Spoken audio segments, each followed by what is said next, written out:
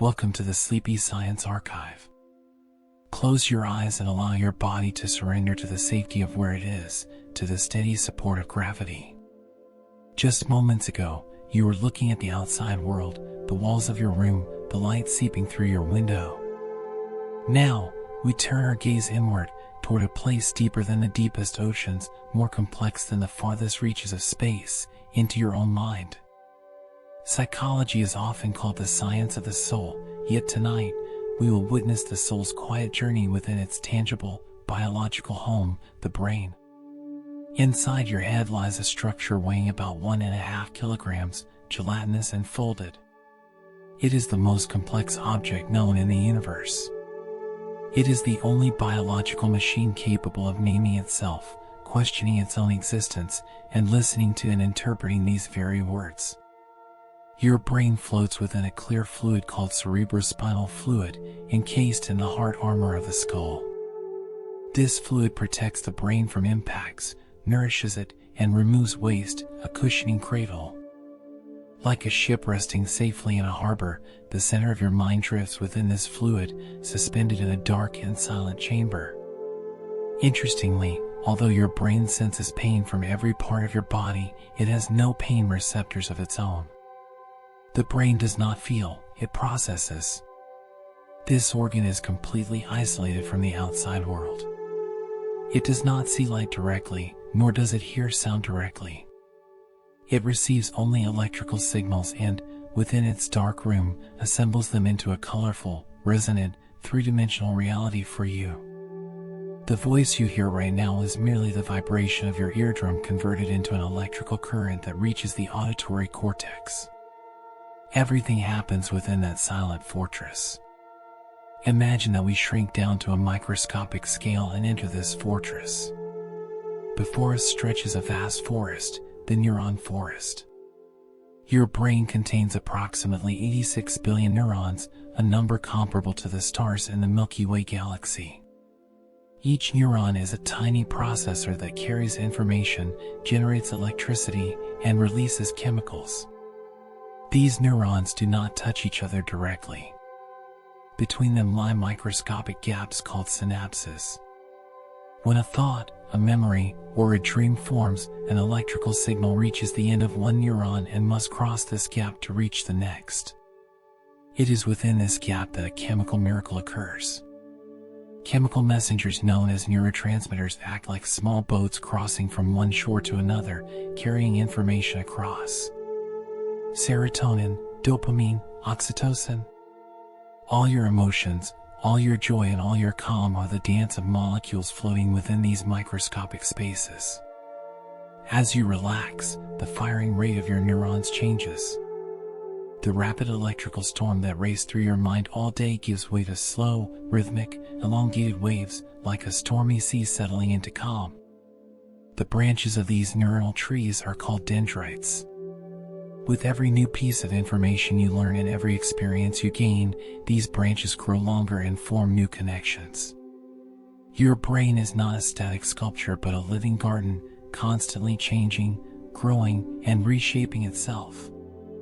Even as you listen to me now, new microscopic pathways are opening, new connections are forming. This change is called neuroplasticity. Your mind is flexible and fluid. No thought is permanently frozen, everything is open to change and softening. Although your brain makes up only about 2% of your body weight, it consumes roughly 20% of the energy you take in. It is a tireless, hard-working master. Throughout the day, it makes decisions, calculates dangers, records memories, and governs the body.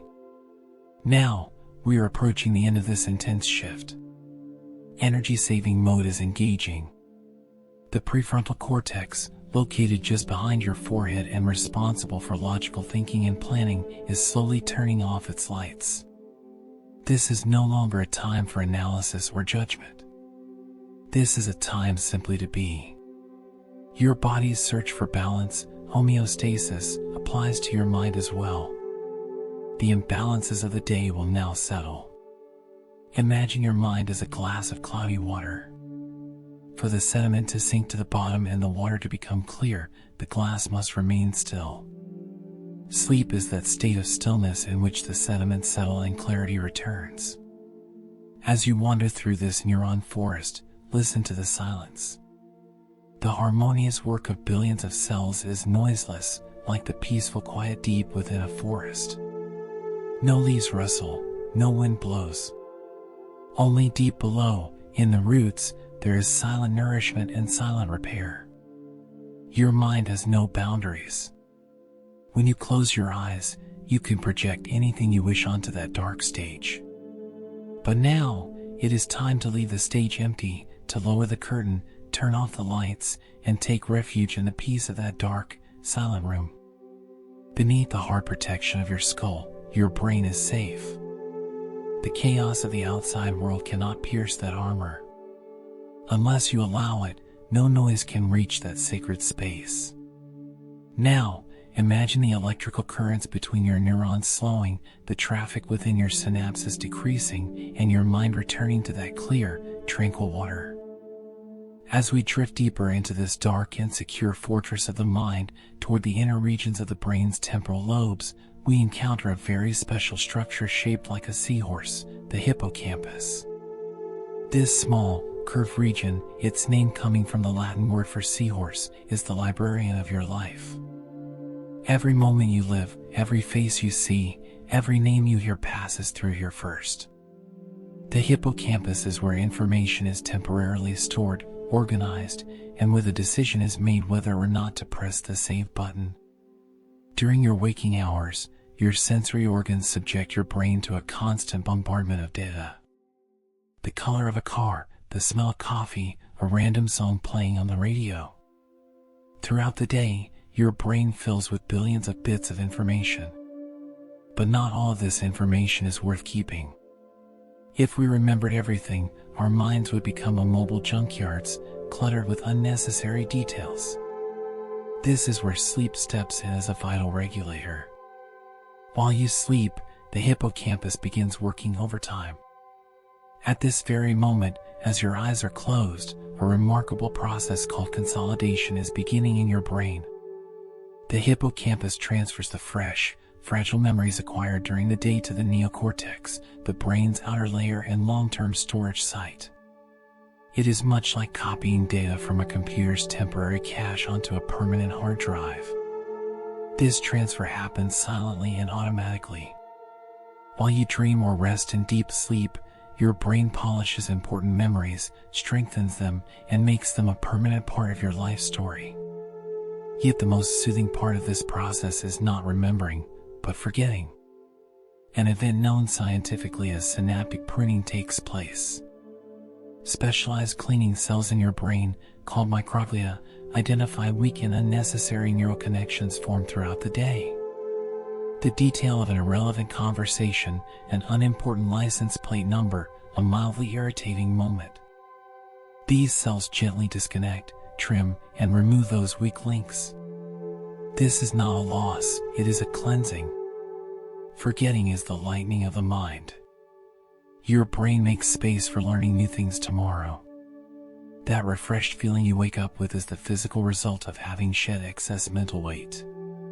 Memory leaves a physical trace. These traces, called engrams, are formed through protein synthesis between neurons. When you learn something, the shape of your neurons physically changes. In other words, your memories are not abstract clouds of smoke, they are tangible changes in the architecture of your brain.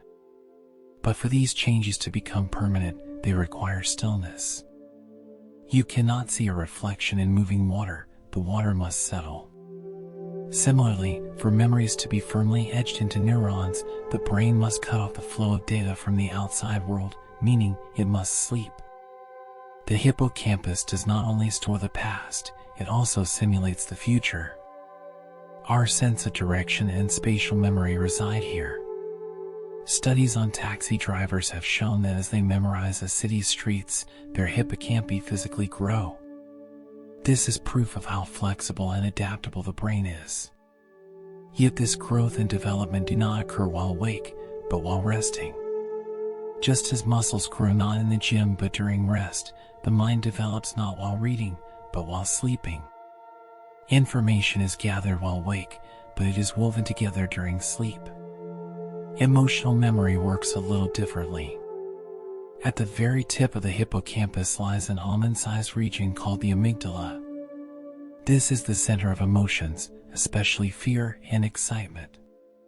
During sleep, stress-related chemicals in the brain, such as norepinephrine, drop to their lowest levels.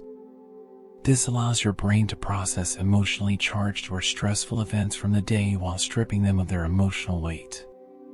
Sleep preserves the memory but softens the pain. This is the scientific meaning behind the saying, "Morning brings clarity." Sleep neutralizes emotions, turning memories into simple data. Right now, the lights in your mind's library are turning off one by one. The librarians are placing the day's books onto their shelves. The corridors grow quiet. Unnecessary papers and notes on the floor are being swept away. The vast archive of your mind is in perfect order. Everything is where it belongs. Nothing is truly lost, only what is no longer needed is removed. Trust the peace of forgetting. Your mind knows very well what to keep and what to let go. An intelligence shaped by billions of years of evolution is making these decisions on your behalf. You do not need to control anything or try to remember anything. Let those microscopic cleaners do their work. Let weak connections dissolve and strong ones grow firmer. When you wake up in the morning, you will have left yesterday's unnecessary burdens behind in your bed, beginning the day with a lighter, clearer mind. Because sleep is a biological act of forgiveness, the mind forgiving and erasing its own excess. We slowly rise to the surface from the silent library of memory and the waveless, still ocean of deep sleep. Yet this awakening is not toward the outer world, but toward an entirely different reality, REM sleep, the phase of rapid eye movements. Scientists call this stage paradoxical sleep. The paradox is this: while your body is in a state of deep paralysis and your muscles are completely relaxed, your brain is as active as it is when you are awake, sometimes even more so. The outside is locked and silent, while the inside is bright and loud. Throughout the night, you enter this stage in cycles of about 90 minutes. Right now, an ancient and primitive region in your brainstem called the pons is coming online. This region sends the neurotransmitters glycin and GABA down your spinal cord, temporarily blocking your motor neurons. This is called dream autonomia. It is a remarkable safety mechanism designed by nature. Without it, when you ran in a dream, you would try to run in your bed. When you flew, you would flap your arms. Your body gently locks itself to prevent physical reactions to the virtual reality created by the mind. That heavy, leaden feeling you sense in your bed is actually your brain saying, "You are safe. You don't need to move. Just watch." There is only one exception to this paralysis: your eyes. Beneath your closed eyelids, your eyeballs begin to move rapidly, left and right, up and down. But why do eyes move behind a closed curtain? Because your visual cortex, the brain's center for sight, has begun generating its own images from within, even without external light. The vivid colors, faces, and places you see in dreams are paintings created with your brain's own pixels. Your eyes move to follow the events on this inner stage, to focus on those virtual objects. You are, in fact, scanning an imagined landscape. The director of this inner cinema, however, is quite different. While awake, the dorsolateral prefrontal cortex, the brain's CEO, responsible for logic, cause and effect reasoning, and our sense of time, is active. During REM sleep, it goes offline, as if it has fallen asleep itself. Where logic sleeps, imagination runs free. That is why flying feels normal in dreams, talking to a deceased loved one seems natural, or teleporting from one place to another does not surprise you. The inner voice that says, "This is impossible," the critical guard, has fallen silent. What remains is pure experience, pure emotion and an endless sea of possibilities. At the same time, the brain's emotional center, the amygdala, and its memory center, the hippocampus, are working in high gear. These two regions take your past memories and emotions and weave them together into strange narratives. According to scientists, dreams are a form of emotional simulation or rehearsal. In the safety of your bed, wrapped in warmth, your brain prepares you for various scenarios. It allows you to experience fear, excitement, love, or loss in dreams so that you may be more prepared when you encounter them in waking life. Dreams are the training ground for emotional resilience. Chemically, an intriguing cocktail is mixed in your brain. During REM sleep, levels of acetylcholine, which supports focus and mental alertness, rise, while levels of norepinephrine and serotonin, which drive stress, tension, and logical vigilance, drop to nearly zero. This is a very special state. Your brain remembers events with great clarity and vividness, thanks to acetylcholine, yet it does not feel stress or filter them through logic, thanks to the absence of norepinephrine. This chemical environment is where creativity peaks. Many scientific discoveries, musical compositions, and novels throughout history were born in dreams for this very reason. The mind is freed from its chemical restraints. Your sense of time also bends during this stage. An event that feels as if it lasted days or weeks in a dream may have occurred in only a few minutes of real time, or the opposite. The brain creates its own internal clock. While the external clock continues to tick, time inside stretches and contracts like elastic. This is one of the strongest biological proofs that time is not absolute, but a perceptual illusion. Even your body's thermoregulation system changes during REM sleep. Responses such as shivering or sweating are suppressed. You become more passive to environmental temperature. This is a state of complete surrender. The body fully yields to the flow of nature. Like a reptile warming itself in the sun or cooling itself in the shade, your body returns to its most ancient roots. When this virtual reality simulation ends and your brain transitions back to slow-wave sleep or wakefulness, the pons releases its block on the motor neurons. Electrical signals return to your muscles. Your eyes grow still. Your logic center slowly reboots, like a computer starting up again.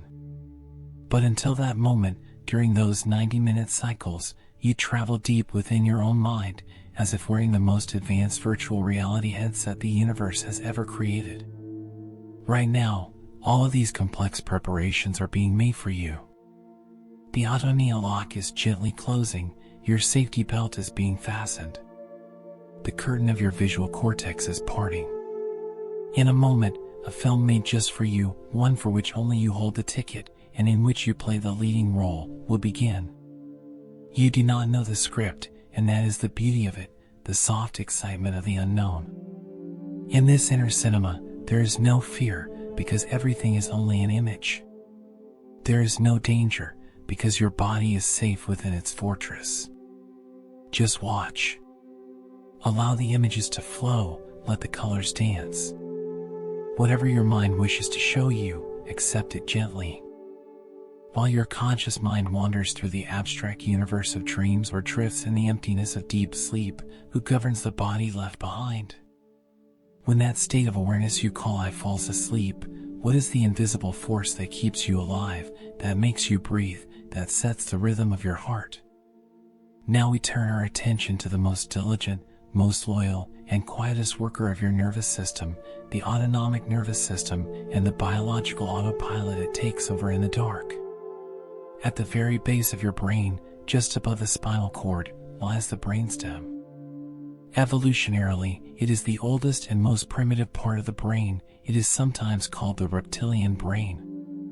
When the cortex, the thinking brain, falls asleep and the lights go out, a structure within this primitive region, the medulla oblongata, takes over the watch. This is the control center of life. It operates independently of your will. No matter how hard you try, you cannot stop your heart, and no matter how determined you are, you cannot hold your breath forever. This is because this is a kingdom where consciousness has no authority, only biological laws apply.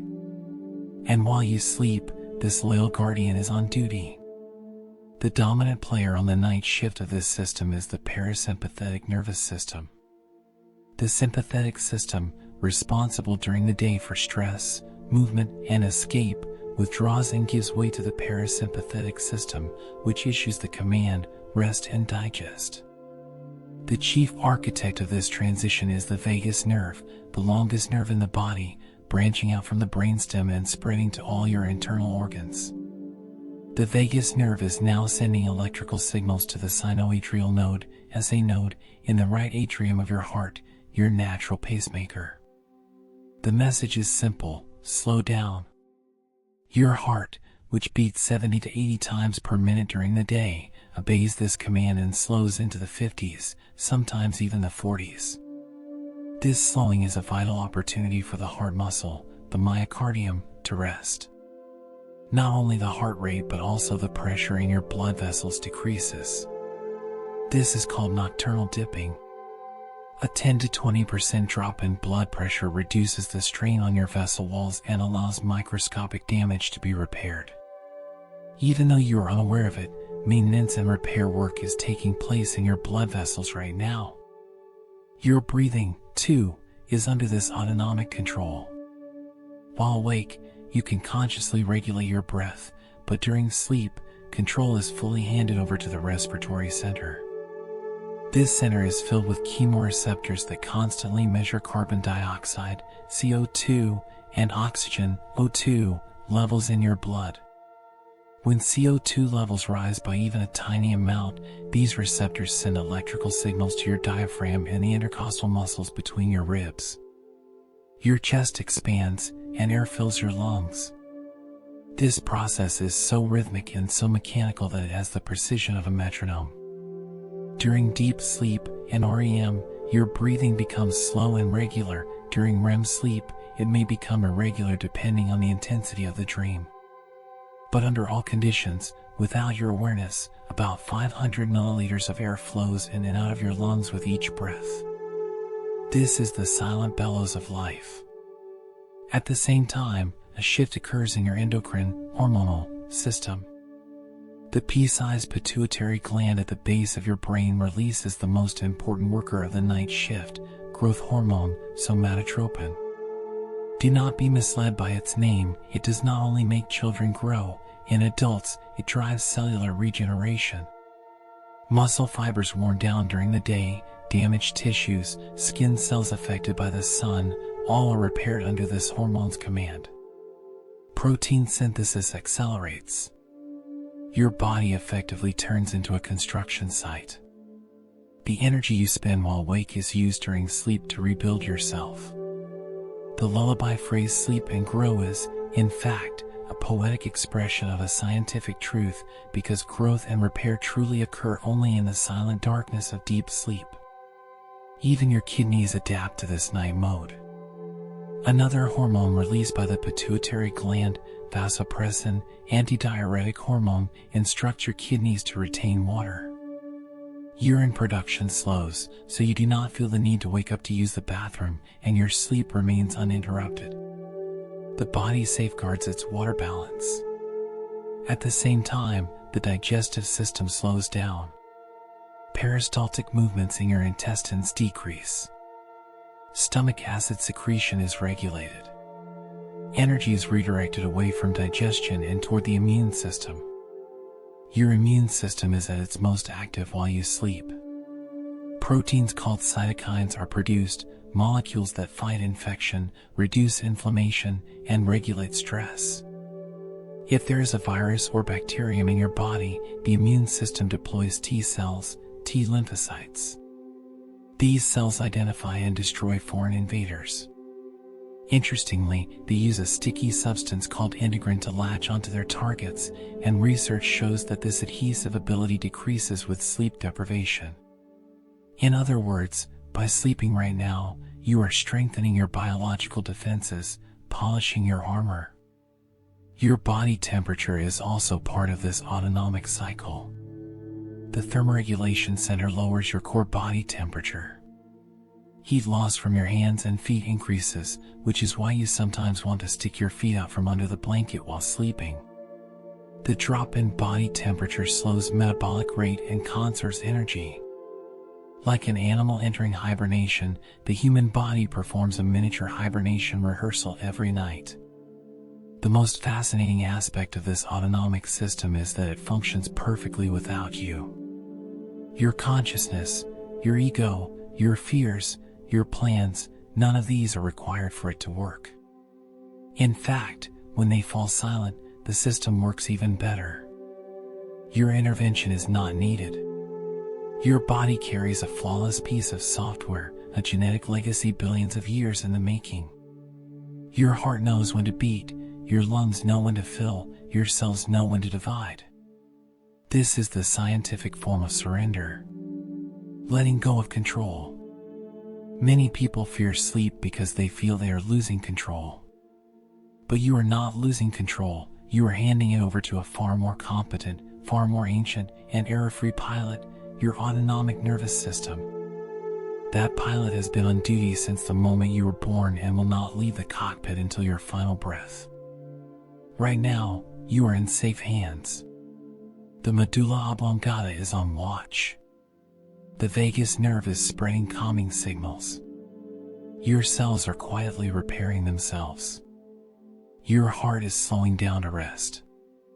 Everything is operating in perfect rhythm with that magnificent biological clock. You have only one task: to step aside, to move your mind out of the way of this bodily process. Let the machine run. Let the factory switch to the night shift. Simply listen to the soft, rhythmic hum of that machine, your breath, and allow yourself to drift within that rhythm. While your autonomic system continues its silent, rhythmic work in the engine room of your body, a very different operation begins in the upper layers of your brain. This is the process known as sensory gating. Every second you are awake, your brain is exposed to an immense of incoming data from the outside world. Sleep, however, is a state of isolation in which the brain completely withdraws its interest from the external world and pulls down the shutters. The guard of this isolation is the thalamus, a pair of small, egg-shaped structures located at the very center of your brain. The thalamus is the brain's central switchboard operator. Nearly all neural signals coming from your eyes, ears, skin, and tongue, with the exception of smell, first arrive here. The thalamus processes these signals and relays them to the cortex, the thinking part of the brain. But when you enter sleep mode, the thalamus changes its operating principle. Its neurons switch from tonic, continuous, firing to burst firing mode. This rhythmic, intermittent firing creates a neurological barricade, a frequency wall that prevents external signals from reaching the cortex. Hearing is especially critical in this process. From an evolutionary perspective, hearing is the only sense that never truly sleeps. You can close your eyes, but you cannot close your ears. Even while you sleep, your eardrums continue to receive vibrations from the ticking clock in the room, the hum of the wind outside, or the sound of a refrigerator. The cochlear nerve converts these vibrations into electrical signals and sends them to the brain. But because the thalamic gate is closed, these signals cannot reach the center of consciousness. The signal arrives at the gate, but the gate does not open. That is why, while asleep, you may hear sounds but you do not perceive them. The sound becomes a meaningless vibration and fades away without finding an echo in your mind. One of the most fascinating pieces of evidence for this blocking mechanism is seen on EEG, electroencephalography, recordings as sleep spindles. When your brain enters stage 2 of NREM, non-rapid eye movement, sleep, brief, sudden bursts of activity oscillating at about 12 to 14 times per second appear in your brain waves. Scientists have found a direct link between the frequency of these spindles and the quality of deep sleep. These spindles are the brain's do not disturb sign. When a noise comes from outside, your brain instantly generates a sleep spindle, and this electrical barrier prevents the noise from waking you. In other words, your brain actively works to preserve silence, weaving an electrical shield against disturbance. Vision, on the other hand, begins with a more physical barrier, your eyelids. Despite having the thinnest skin on the body, they are remarkably effective at blocking light. But the true darkness is created in the brain itself. Even with closed eyes, the retina can produce random signals known as dark noise. During sleep, however, the visual cortex, the occipital lobe, at the back of the brain stops processing external input. This region ceases to construct images of the outside world. What remains is not absolute black, but a dark gray, neutral background known as Eigengrau, the color of the visual system idling. The sense of touch and proprioception, body awareness, are also affected by this isolation. When you first lie down, you feel the softness of the pillow, the weight of the blanket, the pressure of your pajamas. This is called sensory adaptation. When the mechanoreceptors in your skin are exposed to constant pressure, they eventually stop sending signals to the brain. The thalamus filters out the remaining signals. The result is a sensation of erased body boundaries. You can no longer tell where you end and where the bed begins. Your body gains a sense of lightness, as if floating in space. The weight of physical existence lifts from your consciousness. As an interesting exception, the sense of smell bypasses the thalamus and goes directly to the olfactory bulb and then to the emotional brain. Yet during sleep, the sense of smell is almost completely shut down. People in deep sleep often fail to notice even strong odors, which is why we need smoke detectors. The silencing of the olfactory world protects the mind from memory and emotion triggers. The world becomes odorless, neutral. This state of sensory deprivation is not frightening, it is healing. When your brain stops taking in data from the outside world, it turns inward to its own internal resources. Instead of spending energy observing the external world, it uses that energy to repair itself. Your attention withdraws from a world filled with billions of stimuli and gathers into a single center, that quiet point within you. During this process, the reticular activating system, RAS, the brainstem network responsible for wakefulness, also reduces its activity. Normally, this system is an alarm that says, "Pay attention.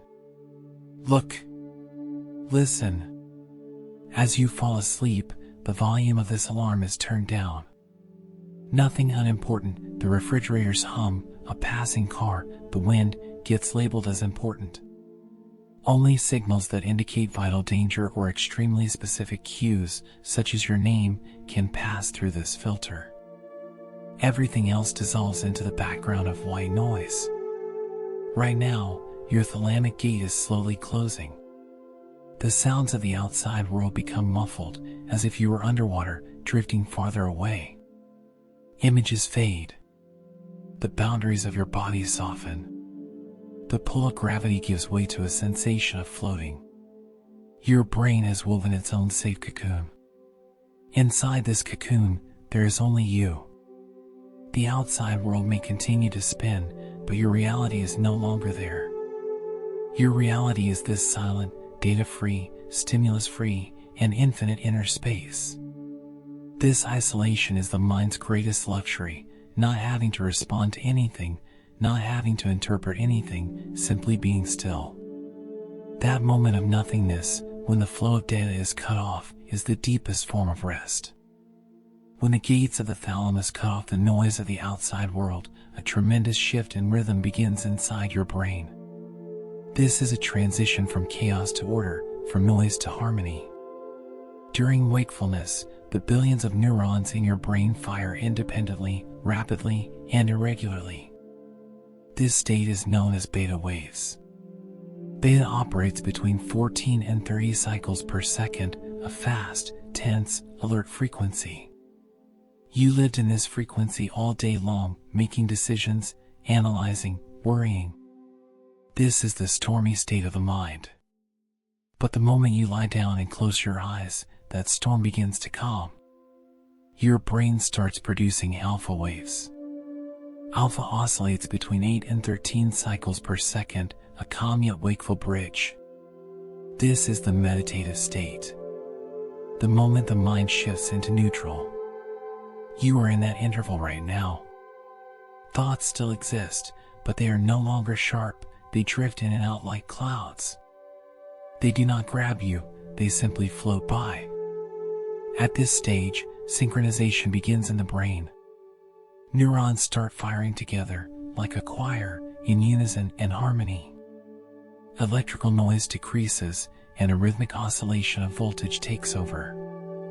As you sink deeper, the frequency drops further and you move into theta waves, 4 to 7 Hz. This is the thin boundary between consciousness and the unconscious. The twilight zone where dreams begin, logic dissolves completely, and creativity and intuition are released. Here, the sense of time disappears entirely. The moments when you feel as if you are falling into emptiness or suddenly jerk awake, hypnic jerk, are the moments when the brain is testing motor control as it dives into the theta ocean. And finally, the deepest point of the ocean, delta waves, 0.5 to 4 Hz. This is slow wave sleep. Massive, heavy, powerful waves striking only once or twice per second. The place where consciousness shuts down completely, the ego dissolves, and only pure biological existence remains. Delta sleep is the center of healing. At this frequency, the brain repairs itself, growth hormone is released, and the immune system is strengthened. This electrical slowing is accompanied by a powerful chemical cocktail. Deep within your brain, adenosine molecules that have accumulated throughout the day create what is known as sleep pressure. Adenosine is a byproduct of ATP, the brain's energy fuel. The longer you stay awake, the more adenosine builds up. Right now, your brain's adenosine receptors are completely full. This molecule is a chemical weight telling your neurons, that's enough. Energy is depleted. You need to stop. This is what caffeine tries to block when you drink coffee, but right now there is no caffeine, no resistance. Adenosine is that sweet heaviness pinning you to the bed. At the same time, the brain's night shift worker, the pineal gland, pumps the hormone melatonin into your bloodstream. Melatonin is not a sleeping pill, it is a messenger that tells your body, night has fallen. As melatonin circulates through your blood vessels, it whispers the time to your cells. This hormone lowers body temperature and slows metabolism. Melatonin is the key that gives your autonomic system permission to switch things off. And the most important instrument in this chemical symphony, GABA, gamma-aminobutyric acid. The brain's primary inhibitory neurotransmitter. GABA suppresses neural activity. It allows one neuron to tell another, don't fire. Be quiet. Right now, your brain is being flooded with GABA. This molecule chemically silences the circuits responsible for anxiety, worry, and overthinking. What we call peace is, in reality, the brain being washed in GABA. That voice that never stops talking in your mind, the button that turns it down is GABA. Another key player is galanine. This neurochemical directly targets the brainstem's arousal centers, the RAS, and shuts them down. At the same time, it dilates blood vessels, warming the skin and lowering core body temperature. That drowsy, melting sensation you feel as your skin warms under the blanket, that is galanine at work. As you float in this chemical ocean, a region of your brain called the locus coeruleus, responsible for stress and panic regulation, shuts down its activity. The production of norepinephrine, the stress hormone, stops. This is an exceptionally rare state, because the human brain is on alert all day long. Only during these deep sleep moments does the brain experience complete norepinephrine deprivation. This is the only time the mind truly breathes. Right now, your brain is slowing electrically and calming chemically. Your frequency is dropping, beta, alpha, theta, delta voltage is decreasing. Adenosine grows heavy. Melatonin brings the darkness. GABA creates the silence. This is an inevitable biological outcome. The result of this chemical equation is sleep. You cannot resist it with willpower, and you do not need to. These chemicals are not your enemies, they are microscopic servants working to heal you. Your mind is descending from that rough, foamy, wave-tossed surface into the dark, silent, tranquil waters at the bottom of the ocean. There are no currents there. No wind. Only deep pressure and deep peace. The rapid chatter of your neurons has ended. Now they are only whispering. And soon, even that whisper will fade into silence. On that delicate line where beta waves give way to theta waves, where consciousness is not yet fully shut down but no longer awake, a fascinating neurological state known as hypnagogia emerges. This is a threshold where the perception of reality stretches, the rigid rules of logic dissolve, and the mind shifts into free association mode. Those strange moments we often don't notice, but experience just as we're drifting off, are actually a transfer of authority between two different operating modes of the brain. When you close your eyes, instead of pitch black darkness, you may see meaningless shapes, geometric patterns, or flickering colored dots. These are called phosphenes. Because the nerves carrying signals from the eyes are no longer receiving external light, the system turns its own internal noise, its random firings, into a visual display. These are the last rays leaking through as the thalamic gates close. They have no meaning, they are simply the screensaver of your visual cortex. Do not strain your mind or try to interpret them like a puzzle. Just watch the dance of colors. At this stage, your thoughts also begin to change form. The logical, cause and effect thinking of the day, linear thought, gives way to absurd, disconnected, and fragmented images. For example, while you were just thinking about tomorrow's meeting, an unrelated childhood memory or a flying object may suddenly appear in your mind.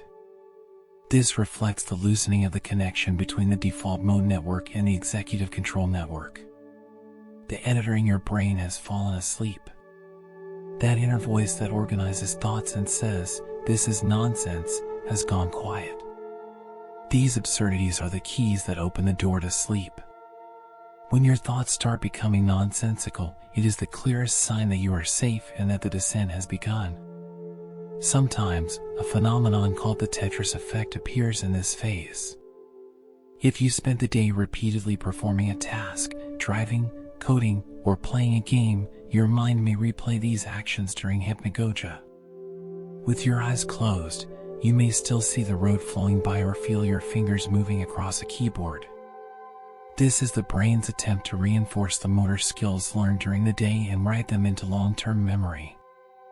Neuroplasticity, the process of learning, happens precisely at this moment while you are half asleep. And then there is that famous sensation, the sudden feeling of falling just as you are about to drift off, followed by a bodily jolt.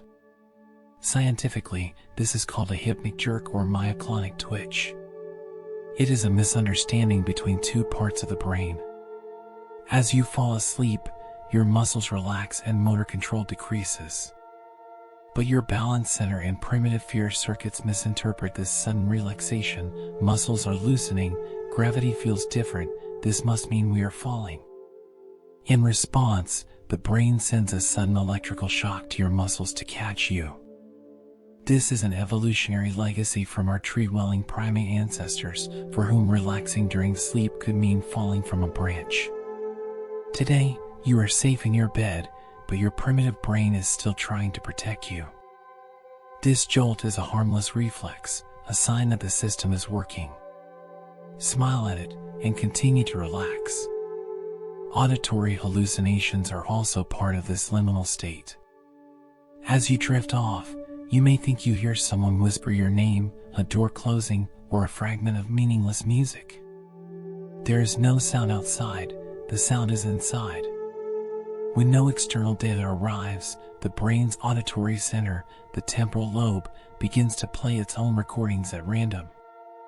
It is like the static of a radio searching for a station. The inner voice becomes an external sound. Do not be afraid, this is not madness, just a neurological transition effect. This phase is the peak of creativity. Many artists and scientists throughout history, such as Salvador Dali and Thomas Edison, reportedly tried to remain in this hypnagogic state by sleeping while holding a metal ball in their hand so that it would fall and wake them just as they drifted off, allowing them to remember the creative images they saw. Because here, there is no logic, only pure imagination. But you do not need to create anything right now. Your goal is not to hold onto the ball, but to let it drop. The perception of time completely dissolves here. Has 5 minutes passed, or an hour? You cannot tell. Communication between the amygdala and the frontal lobe weakens, and the brain's timekeeping mechanism stops. Only the now exists. Past and future fade away. This is the deepest form of meditation, yet you are doing it effortlessly. The words and sentences in your mind begin to fragment.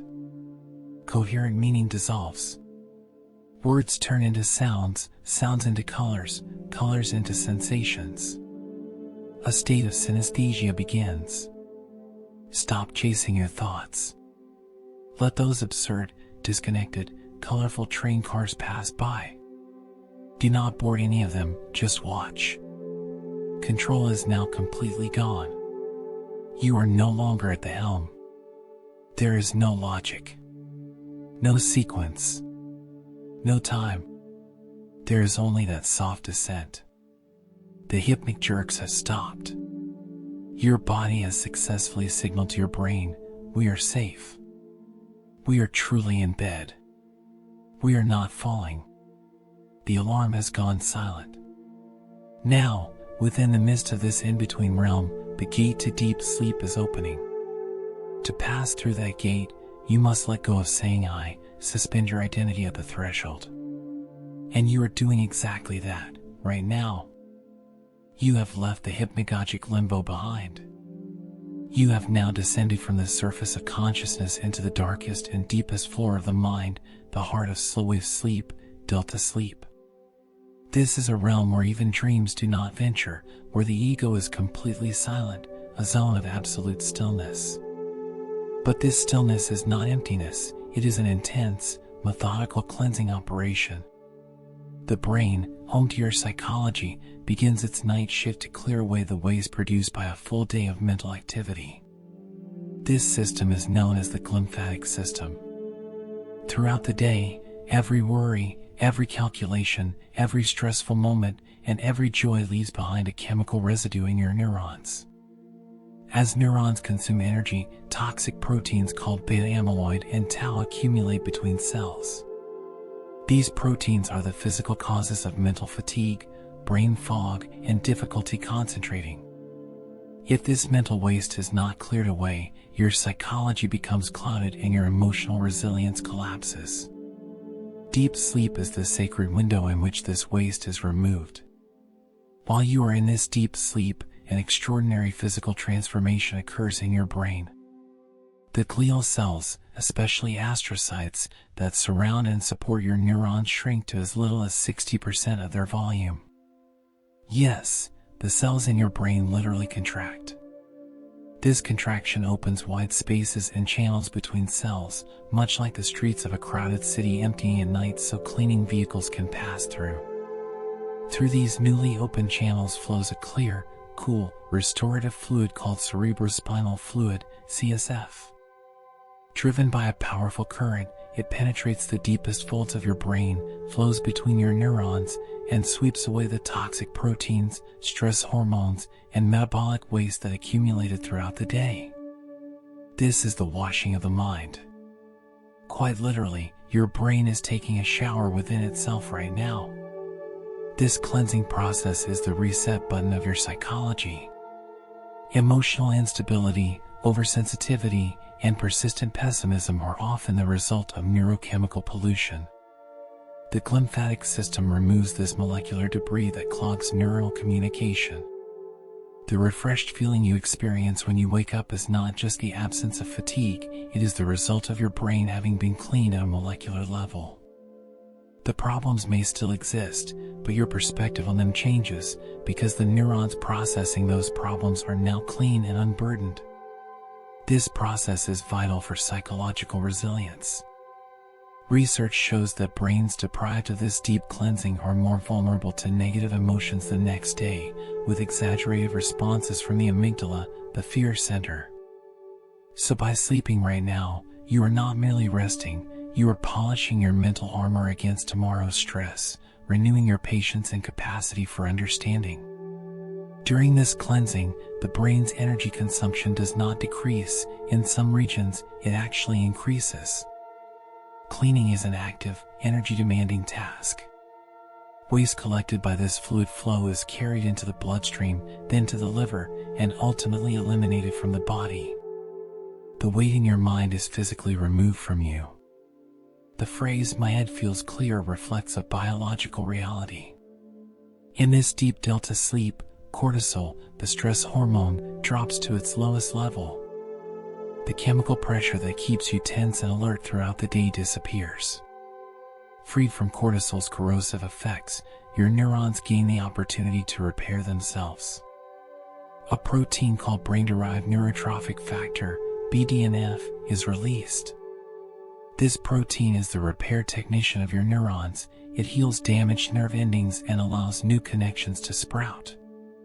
The neurological work caused by psychological trauma or difficult experiences is repaired through this process. Your mind is now surrendered to the flow of a biological river. Your cells have shrunk. Your ego has shrunk. Your troubles have shrunk. Space has been created, and through that space flows healing water. Cloudiness fades, clarity arrives.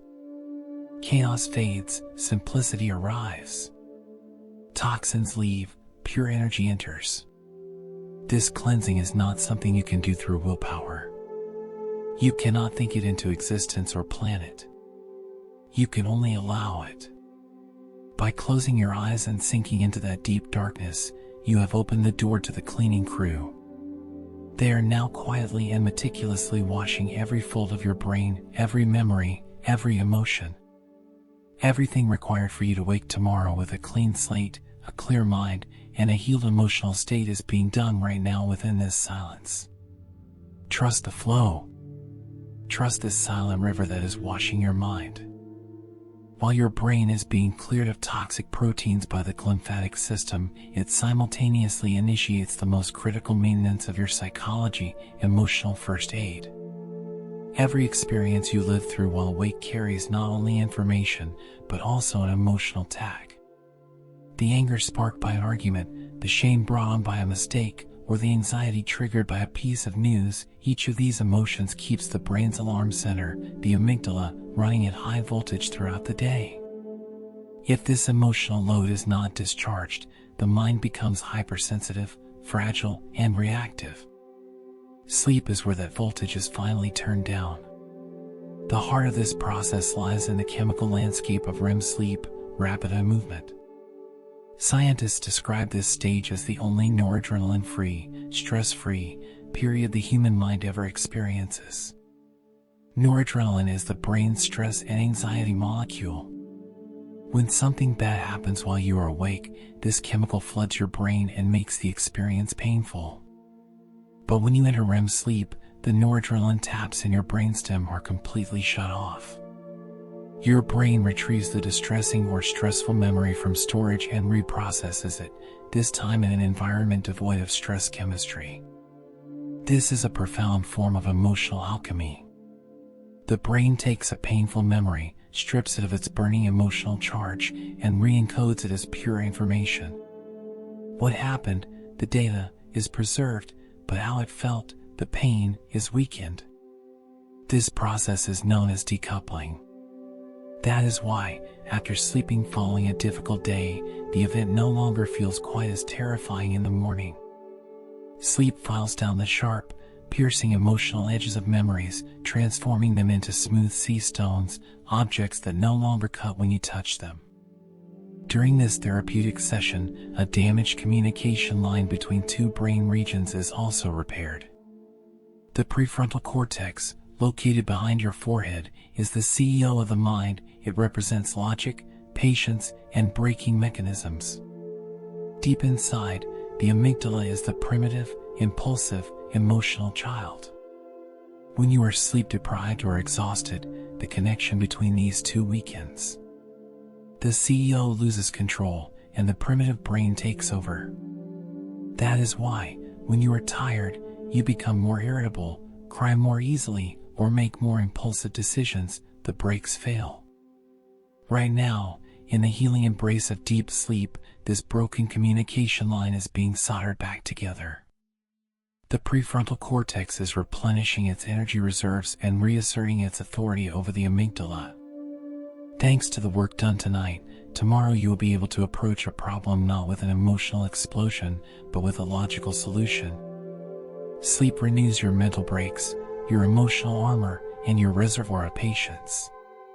What we call psychological resilience is essentially a measure of how well these two brain regions communicate, and that communication is strengthened only during sleep. Dreams also play an active role in this process. Dreams are not just random images, they are a form of threat simulation. Your brain repeatedly plays out the issues that worry you, work stress, relationship problems, fears about the future, within the safe, virtual environment of dreams. The goal is to habituate you, to desensitize you. The more often you encounter a scenario in your dreams, the more your brain normalizes it and reduces its perceived threat. The mind resolves fear by confronting it, but it does so while you are safely asleep in your bed. At the same time, the brain's social calibration mechanism is at work. The ability to read micro-expressions on faces and subtle emotional shifts in tone deteriorates with sleep deprivation. When tired, the brain tends to interpret other people's faces as more threatening or negative. The neurological maintenance performed tonight restores your capacity for empathy tomorrow. To understand others accurately, prevent misunderstandings, and build healthy relationships, you depend on tonight's sleep. Your social intelligence is being recharged right now. Your emotional memory is like a vast library. Some books, memories, are extremely heavy and difficult to carry. Sleep does not change their covers or erase their contents, but it removes their weight. An emotion that crushed you yesterday becomes simply a memory tomorrow. This transformation is not passive waiting, it is an active neurological process. Right now, deep within your mind, anger is being cooled. Anxiety is being soothed.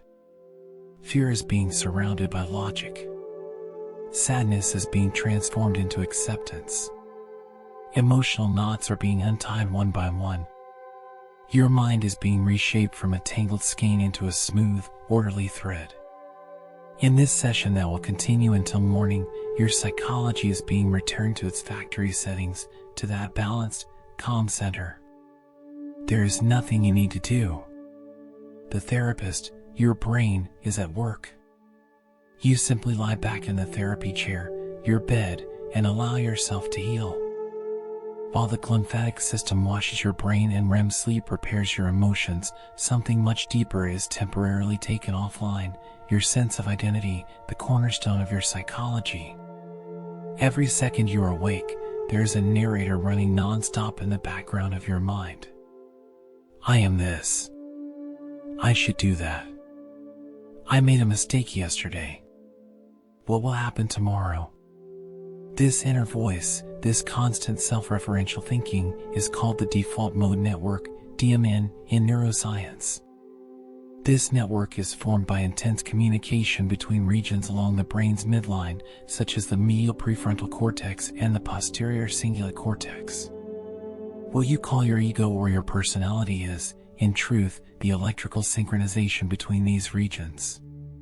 Your name, titles, past, regrets, and future anxieties are simply data packets carried by this network.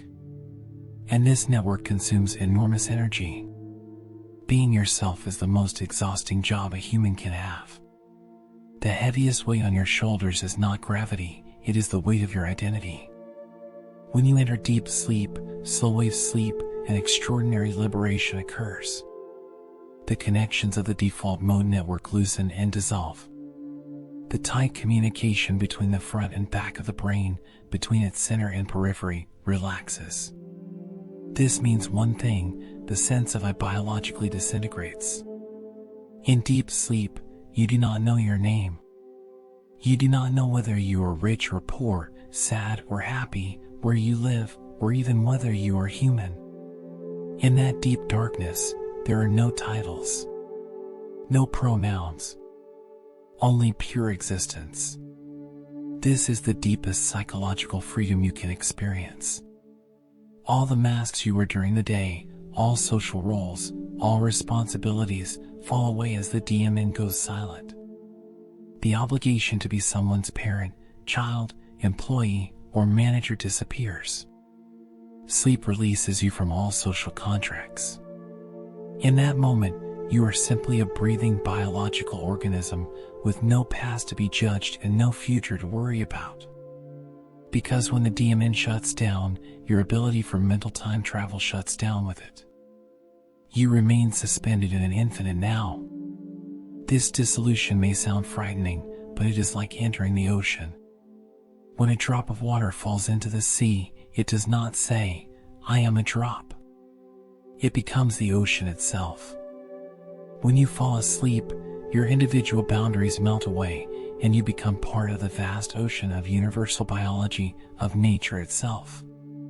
When boundaries disappear, tension disappears. There is no image left to protect, no idea left to defend. The parietal lobe of your brain defines the boundaries of your body and its position in space. When activity in this region decreases during deep sleep, you lose the ability to distinguish where your body ends and where space begins. This neurological state creates the familiar sensation of lightness and floating. You are no longer a consciousness trapped inside a narrow body, you are a spaceless calm. This process is a mandatory pause for modern humanity's greatest illness, rumination, the endless replaying of negative thoughts. The default mode network is overactive in depression and anxiety disorders, constantly scanning past mistakes. Sleep pulls the plug on this overheated engine. It physically disconnects the circuit. When you wake up in the morning and your problems feel lighter, it is because your sense of self has rested all night, free from that intense self-focused siege. To miss yourself, sometimes you must leave yourself. Sleep is the permission slip you take from yourself. Right now, you are signing that permission slip. The lights of the default mode network are going out. The narrator inside you, the critic, the planner, falls silent. The story is over. The book is closed. There is no you anymore. Only peaceful silence, rhythmic breathing, and a perfectly functioning biology. Feel the lightness of being without an identity. Enjoy the relief of being no one. This is the only place in the world where doing nothing, being nothing, and simply existing is enough. Your ego is waiting at the door. You can put it back on in the morning. But for now, you remove that armor and retreat to rest in the bare, waveless state of your soul. In this depth, where the self dissolves, emotions settle, and the brain is cleansed, you are, in fact, part of a vast orchestra. Each of the approximately 37 trillion cells in your body carries its own microscopic clock. This is not a metaphor. From your liver cells to your skin cells, from your heart muscle to your immune cells, every building block of you knows time. The master conductor that allows these trillions of clocks to tick in perfect synchrony is the suprachiasmatic nucleus, SCN, located deep within your brain. This center, no larger than 2 grains of rice, contains about 20,000 neurons. These neurons operate in precise alignment with the Earth's rotation on its axis, a 24-hour cycle. From the moment the planet began to spin, billions of years of evolution engraved this rhythm into your genetic code. This is known as the circadian rhythm, derived from the Latin circa, approximately and dies day. So the fact that you are sleeping now is not merely because you are tired, it is because your genes are dancing in step with the turning of the earth. The mechanism of this clock is driven by genes within your cell nuclei called period and cryptochrome. When you wake in the morning, these genes begin producing proteins. Throughout the day, these proteins accumulate inside the cell, building up until they reach a critical threshold in the evening. Once the threshold is crossed, production stops and the proteins begin to break down. This breakdown continues through the night, and by morning, when the proteins are fully depleted, the cycle resets. This chemical loop lasts exactly 24 hours. Time, therefore, does not flow only on the clock on your wall, it flows in the protein levels inside your cells. As you sleep, the protein clocks in trillions of your cells are being reset. This rhythm is the foundation of your psychological balance. External cues known as zeitgebers, time givers, especially light, fine-tune this clock. When you close your eyes and sink into darkness, the SCN sends a message to every organ: the sun is gone. It is time for maintenance. With this signal, not only your brain but your entire body shifts modes. Your liver stops storing glucose and switches to detoxification. Your skin cells shut down UV defense and begin DNA repair. Even the microbiota in your gut, the bacteria within you, have their own circadian rhythms and change activity throughout the night. Trillions of living systems inside you clock in for the night shift together. Your psychological equilibrium depends on your loyalty to this rhythm. When the circadian rhythm is disrupted by jet lag or shift work, not only sleep but mood suffers because the timing of neurotransmitter production is thrown off. Right now, by sleeping at a regular hour, you are tuning your psychology itself. You are tuning your mental instrument to the universal frequency. During this process, your body temperature begins a journey toward its thermal minimum. Around 4 a.m., your core temperature will reach its lowest point. This cooling reflects a slowing of molecular motion, a deceleration of biological time. In biology, time behaves like a structure that expands with warmth and contracts with cold. As you cool, time feels slower, deeper, more immersive. At this very moment, the Earth is rotating at roughly 1,600 kilometers per hour, its dark side turned towards space. You, a small passenger on this vast planet, are on that night side. Your biological clock is locked to the planet's clock. There is no lag, no discrepancy. This synchronization is the most fundamental form of belonging. You belong to the universe, to nature, to life itself, because the mathematics governing your inner clock are the same mathematics guiding the movement of the stars. When you stop resisting, you gently settle into the gears of this immense mechanism. The wheel turns, and it turns you with peace. The proteins inside your cells are now quietly breaking down. Timers are counting backward. Each second, another biological step preparing for morning. Trillions of tiny clocks are ticking together inside a vast silence. This rhythm is life itself. And sleep is the place where this rhythm takes a rest, where the notes fall silent, yet the music continues. In this depth, where the self dissolves, the biological clock is calibrated, and emotional burdens are lightened, a very special process of connection begins in your brain. During waking hours, your mind operates logically and linearly. Point A must lead to point B. This disciplined mode of thinking is excellent for managing daily tasks, but it limits creativity. Now, under the protection of deep sleep and dream states, these rigid walls of logic collapse. What emerges is a state known as hyperassociation. In this state, the brain's information packets are released. Memories, knowledge, and ideas that seemed completely unrelated during the day begin to collide in this free environment. Your brain builds new bridges between the most distant groups of neurons. Two ideas that would never meet while you are awake merge during sleep. This process is called cognitive incubation. Without your awareness, your mind continues to work in the background on a problem you haven't been able to solve, a decision you've been stuck on, or a project you couldn't complete. It is no coincidence that many of history's greatest scientific discoveries and most powerful works of art appeared right after waking. Dmitri Mendeleev, the creator of the periodic table, and Elias Howe, who designed the sewing machine needle, both found their solutions in dreams. Sleep is the laboratory where the brain is at its freest and boldest. While your body lies still, millions of possibilities are being tested in your mind, millions of puzzle pieces being assembled. During this process, the neurotransmitter acetylcholine plays a key role. Especially elevated during REM sleep, this chemical increases the brain's processing speed and flexibility. Your brain blends older knowledge stored in long-term memory with the fresh information learned during the day from short-term memory. This is called creative synthesis. As you sleep, your mind quietly answers questions like, "Where have I seen this before?" or "How could this piece of information connect to that problem?" This creates psychological flexibility. Sometimes you examine a problem so closely that you can no longer see the solution. This is known as tunnel vision. Sleep lifts you out of that tunnel, carries you upward like a helicopter, and allows you to see the situation from above. The "I just got an idea" moment you feel in the morning is the harvest of this intense neurological work that unfolded overnight.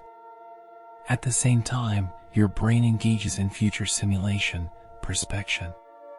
It does not only reorganize the past, it also constructs possible future scenarios. What happens if I do this? What will the outcome be if I choose that? This is an evolutionary survival mechanism.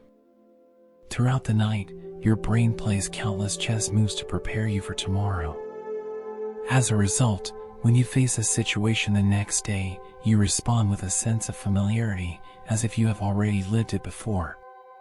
During this incubation period, the brain's insight mechanism sharpens as well. Your ability to detect complex patterns, hidden rules, and unspoken connections increases. Experiments show that participants working on mathematical problems are 3 times more likely to discover the hidden rule after sleeping. Sleep is the catalyst of intelligence. Right now, a silent revolution is unfolding in your mind. Blockages are opening. Knots are loosening. Distant ideas are meeting. The seeds of creativity are being planted. You are simply sleeping, but your mind is constructing its brightest ideas.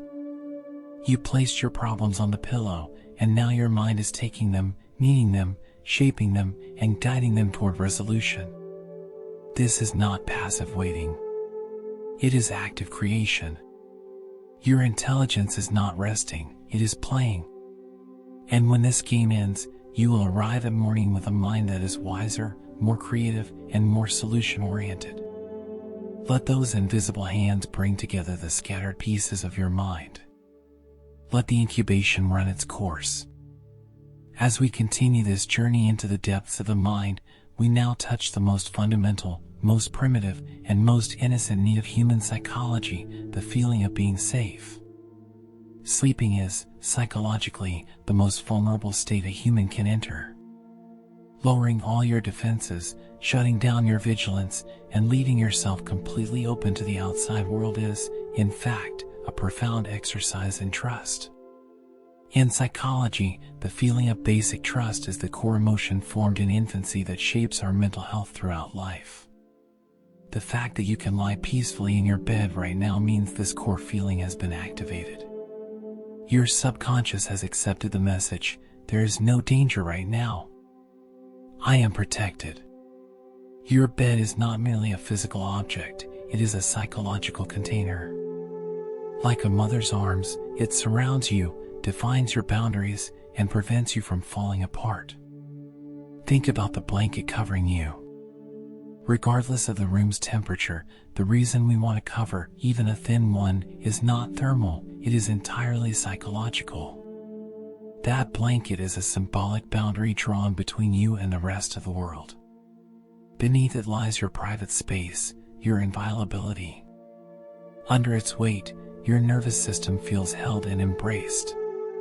This sensation instantly activates the calming circuits of your nervous system, the parasympathetic response. Covering yourself is like putting on armor, but not a hard one, a soft, gentle armor. Meanwhile, your body may have naturally drifted into the fetal position. Knees drawn toward the abdomen and gently bowed, this posture is the oldest and safest position in human history. This is regression, a psychological return to the beginning, to that place of absolute safety, to the peaceful posture in the womb. You are stepping away from the heavy responsibilities, decisions, and roles placed on your shoulders by adult life, and taking refuge in that first moment where simply being was enough. This is where your adult identity is left at the door. Here, you are not a manager, a parent, a partner, or an employee. Here, you are simply in essence, someone deserving of protection and care.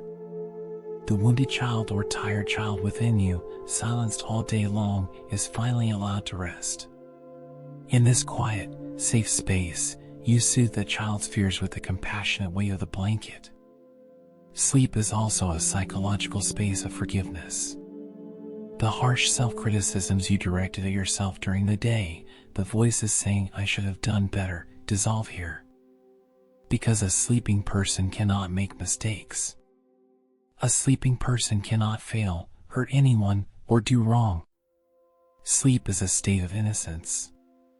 Right now, you are free from all your errors and shortcomings, resting in a rare moment of unconditional self-acceptance. You are leaving the control tower of your mind. Human psychology clings to control because control feels safe. But sleep is a teacher that shows you it is safe to surrender. You let go of the steering wheel, and the vehicle does not crash. Life continues to carry you. This sense of surrender is the antidote to anxiety. Being able to say, "Even if I let go, life keeps flowing, and everything is okay," is one of the deepest forms of emotional maturity. You are now inside that safe cocoon. The chaos of the outside world hits its surface and falls away. Inside, there is only you and an ancient sense of peace. You are wrapped. You are protected. You are held. You don't need to do anything. You don't need to prove anything. Simply breathing within this safe emptiness is enough. Your existence, just as it is worthy, and it deserves rest. This is a quiet escape from the adult world, a silent return to your roots, to that first safe harbor. In our daytime lives, we all play certain roles for the sake of social harmony. In psychology, this is called the persona, the mask. We are polite, we swallow our anger, we hide our jealousy, or we suppress our fears in order to appear strong. But the mind operates like the laws of physics. Energy does not disappear. The anger you suppress, the desire you never express, or the fear you ignore does not vanish. It is merely pushed beneath consciousness into a dark basement. This is what Carl Jung called the shadow.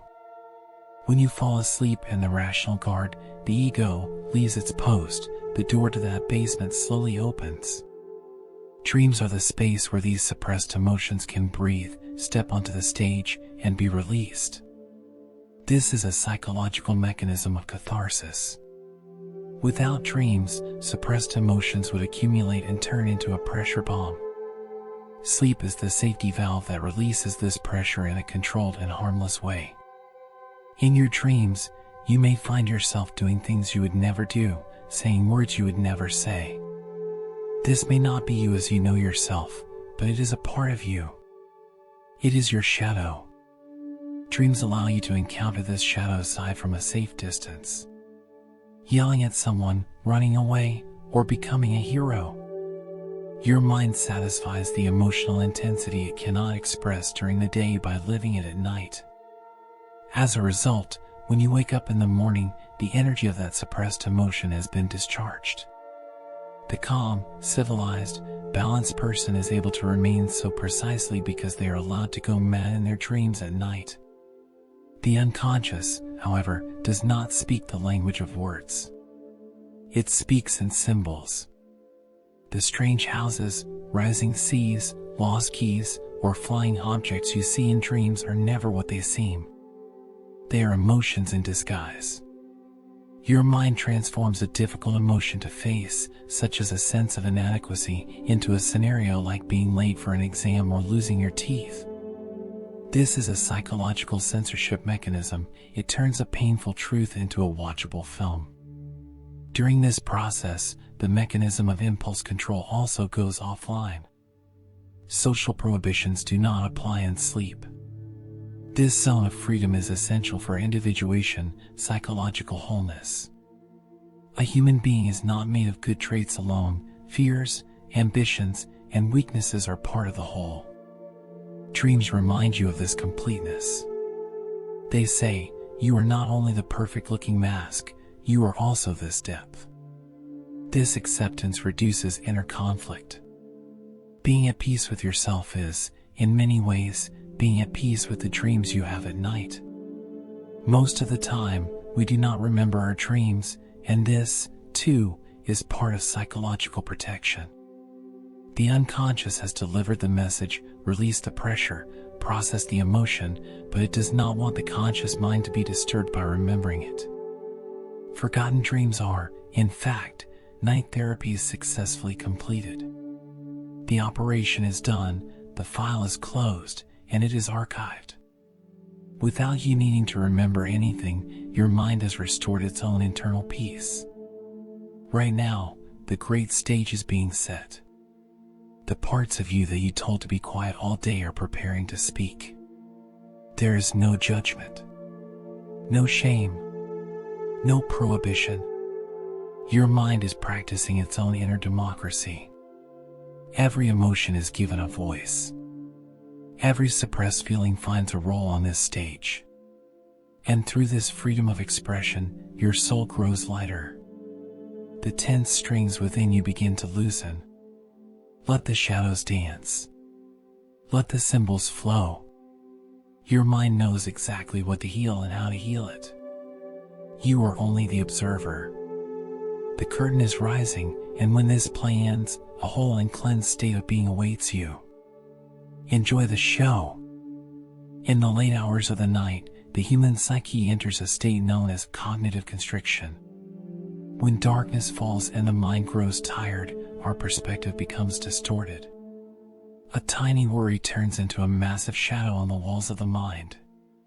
The future looks dark and uncertain. Questions like how will I cope and what if it goes wrong echo inside. This is a result of ego depletion. After a full day of making decisions and exercising willpower, your mental muscles are exhausted and can no longer evaluate events objectively. Your defenses are down, and pessimism takes over the fortress.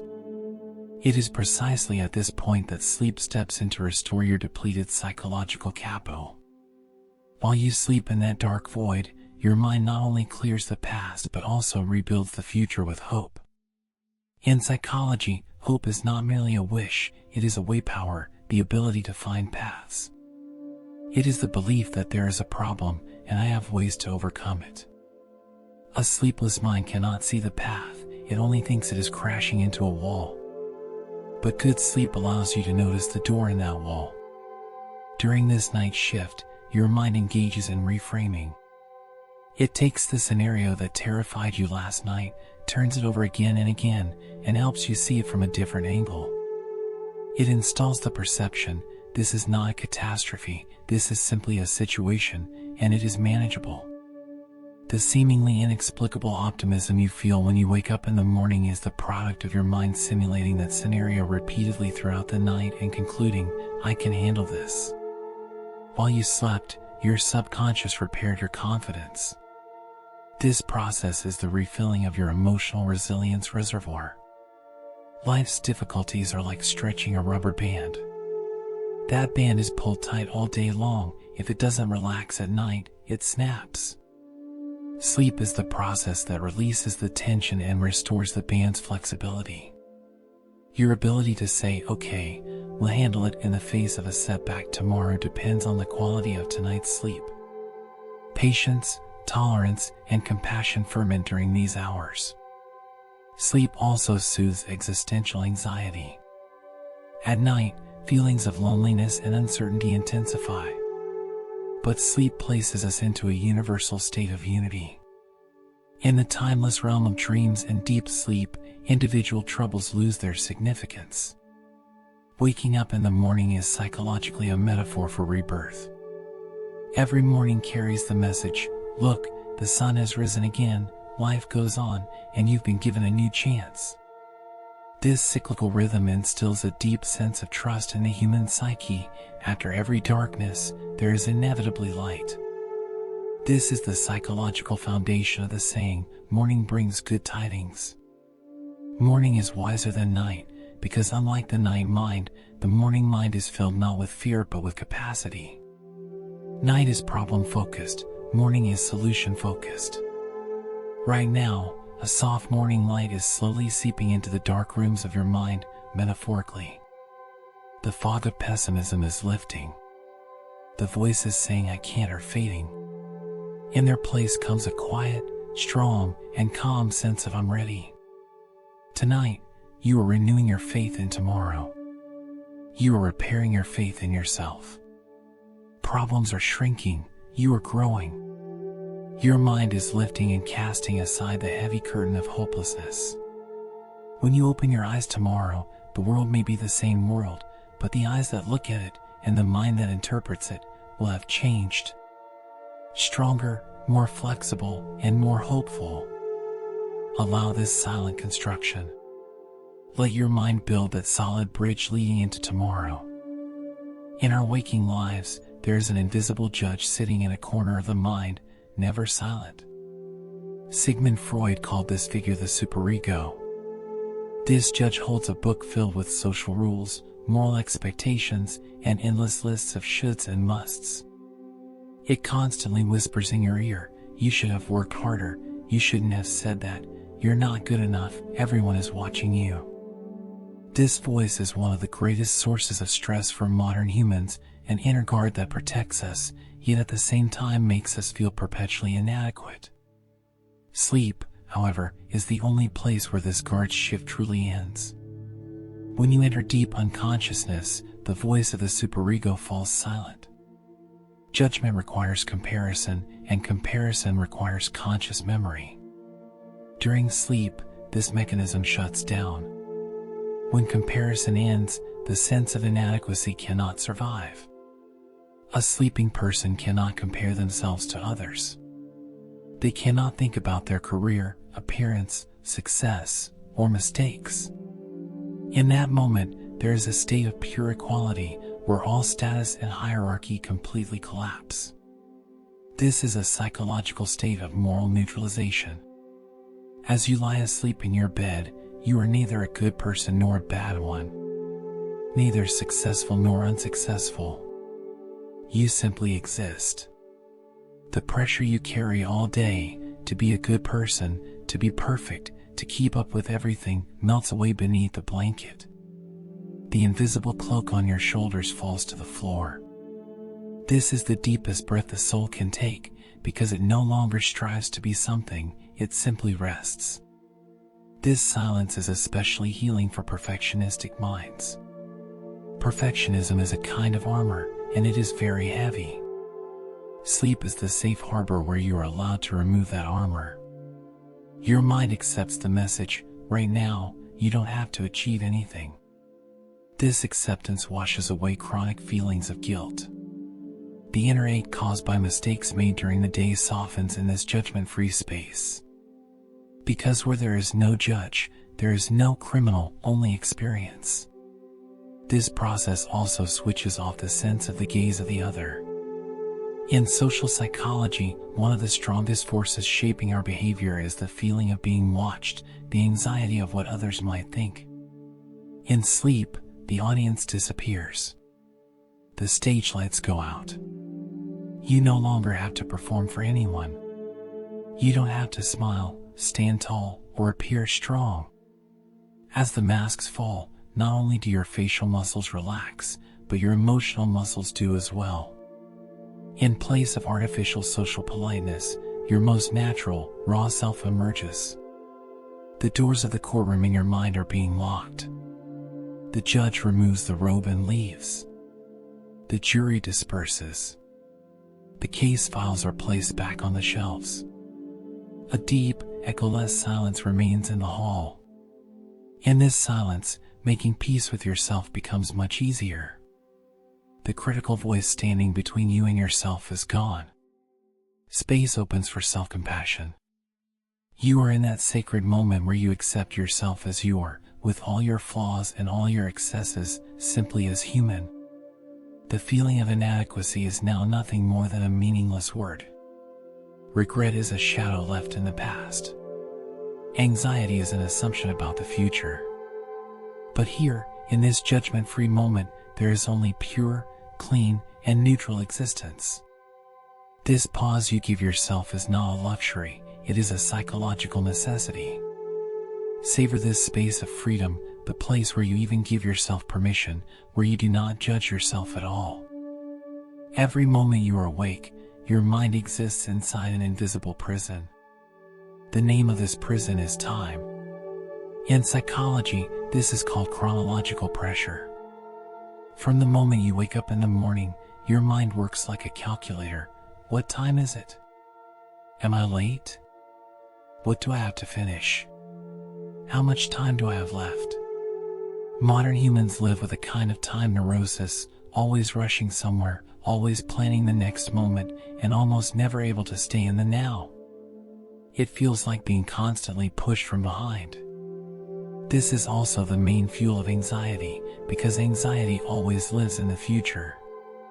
There is no anxiety in the now, anxiety always exists in the next moment. Falling asleep, however, is the only psychological refuge where this tyranny comes to an end. When you enter deep sleep, the brain circuits responsible for perceiving and processing time, especially the communication network between the prefrontal cortex and the basal ganglia, fall silent. This silence is the collapse of psychological time. In sleep, there is no past, because access to memory is suspended and regrets are erased. In sleep, there is no future, because the planning center shuts down and worries are put on hold. What remains is an endless, boundless, and undivided now. This is the purest, most natural, and most effortless form of mindfulness, the state meditation masters spend years trying to reach. This sense of timelessness creates a profound inner lightness. Hurry exists only for those who believe time is moving. Where time stands still, rushing is impossible. Imagine this, you don't have to be anywhere. You don't have to finish anything. There is no deadline. No calendar pages. No clock faces. There is only being. This is the feeling that relaxes your shoulders clenched all day, loosens your jaw, and opens your tight chest. Hurry sickness cannot pass through the gate of sleep. Psychologically, time is like a linear line. We move from point A to point B. This journey is exhausting because we are always searching for a destination. I'll be happy when I get there. I'll relax when this is over. We are constantly in a state of becoming. Sleep bends that line and turns it into a single point. In sleep, you are not going anywhere, and you are not becoming anything. You simply are. This is the end of expectation. The moment there is nothing left to wait for is the moment peace begins. Waiting is tension, having arrived is peace. Sleep is the final destination you reach every night. At this stage, time perception and duration perception separate from each other. In dreamless sleep, an 8-hour stretch passes like a single blink of an eye. Your consciousness does not register the passage of time. This lost time is, in truth, gain peace. Because pain, distress, and worry can exist only when the passage of time is felt. Where time does not flow, pain cannot flow either, it freezes. Your mind slips free from the wear and tear of time, from the sense of aging that time brings. In that void, you have no age. You are neither young nor old, you are a timeless consciousness. This state also repairs the mind's impatience mechanism. That impulsive part of us, always wanting everything immediately, unable to tolerate waiting, is washed clean in this bath of timelessness. In a world that worships speed, sleep reminds us that stopping is the most revolutionary act. The constantly running horses in your mind finally come to rest in these endless meadows. Running loses its meaning, because where you are and where you would go are the same place. This psychological dimension is also an antidote to the fear of death, thanatophobia. Because fear of death is, at its core, the fear of time ending. Every night, this experience of being outside time gently whispers to your unconscious that disappearing is not what happens, only stepping beyond time. And that this is peaceful, not something to fear. These small deaths help you make peace with life itself. Right now, the batteries of the clocks in your mind are being removed. The minute hand and the hour hand melt away. The concepts of before and after dissolve. There is no sequence. No urgency. No fear of being late. Your mind is leaving the narrow corridor of time and opening into the vast ocean of timelessness. In this ocean, waves do not crash onto shores, because there is no shore. There is only an infinite, calm body of water. In this emptiness, there is nowhere you need to get to. You are already exactly where you need to be. You are fully here, fully in this moment. And this moment feels wide, safe, and as if it could last forever. Let time keep flowing outside. Let people keep rushing. You have stepped out of that cycle. You are in that untouchable space where time cannot reach you. During your waking hours, your mind is not a single, unified whole. Modern life constantly demands that we create different selves. As you leave home in the morning, you take off the parent or partner hat and put on the employee or manager mask. In traffic, you become the patient driver. In meetings, the serious listener. With friends, the cheerful companion. In psychology, this is called fragmentation. We divide ourselves throughout the day in order to survive and adapt. But this division comes at a psychological cost. Every role, every mask, draws energy away from your core self. Somewhere inside you exists the real you, while outside there is a social you performing roles. The greater the distance between these two parts, the stronger the cognitive dissonance and inner unrest become. That indescribable exhaustion you feel in the evening is not only physical, it is the sense of scattering created by this fragmentation. When you say, "My mind is all over the place," you are actually describing how the pieces of your soul have been scattered. Sleep is the moment when these scattered pieces are pulled back to the center like iron filings to a magnet, the magnificent process of integration. When you close your eyes and consciousness fades, all those social roles evaporate. You no longer have to smile for anyone, manage anyone, or appear strong. As these obligations fall away, your mind begins to restore psychological cohesion. The contradictions between the emotions you suppressed during the day and the behaviors you displayed are repaired at this stage. The mind quietly stitches them together. I acted this way today, but this is how I actually felt. Inner conflicts are sealed through this silent sewing process. This process resembles the Japanese art of kintsugi. Just as broken ceramics are repaired with gold powder, sleep takes yourself, cracked, bruised, and worn from the day, and fills those fractures with the gold of deep rest, binding them together. This is why you wake up feeling more whole, more gathered. Sleep makes you one again. Without this integration process, without sleep, our psychology would slip into dissociation. We would detach from reality, forget who we are, and get lost among our roles. Sleep is the anchor that calls us back to our center, to our essence, every single night. No matter how much we drift, that anchor ensures we wake up in our own harbor each morning. At this stage, the theory of attention restoration also comes into play. All day long, you directed your attention outward toward tasks, dangers, and demands. Your attention was projected outward like a laser beam, and its battery ran dry. Now, as you sleep, that beam turns inward. It stops illuminating the outside world and begins to warm the inside.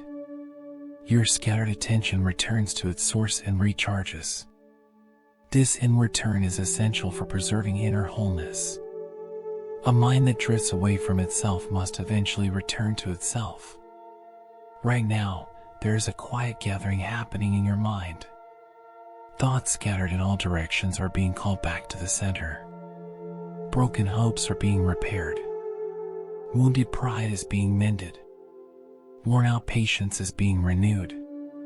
The parts of you that were left behind in different places are coming home within this deep silence.